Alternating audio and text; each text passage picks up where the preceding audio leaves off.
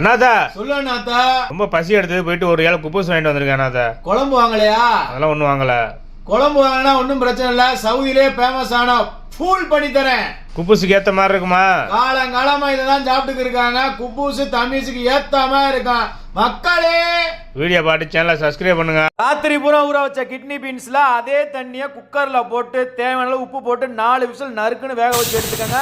வேக வச்ச தண்ணியை கீழே ஊற்றிடாதீங்க. நறுக்கி வச்ச பெரிய வெங்காயம், பச்சை மிளகா, தக்காளி, இஞ்சி அம்புட்டு வேறு எதுவுமே கிடையாது. ஒரு பாத்திரத்தில் தேவையான அளவு எண்ணெய் ஊற்றி பச்சை மிளகா, இஞ்சி, வெங்காயம் எல்லாத்தையும் போட்டு நல்லா வதக்குங்க. பச்சை வாசனை போய் கண்ணாடி பதம் வந்ததுக்கப்புறம் தான் நறுக்கி வச்ச தக்காளியை சேர்க்கணும். தக்காளி நல்லா குழஞ்சி வரும்போது தான் வேக வச்ச கிட்னி பீன்ஸை போட்டு நல்லா கிண்டணும் மக்களே. உப்பு மட்டும்தான் போடணும், மசாலா தேவையே இல்லை. வேக வச்ச கிட்னி பீன்ஸ் தண்ணி இருக்குல்ல, தண்ணியை கொஞ்சம் கொஞ்சமாக ஊற்றி நல்லா மசிச்சு நல்லா ஜலபுல ஜங்கான்னு கொதிக்க விட்டு இருக்கீங்கன்னா சூப்பராக சுவையான சவுதி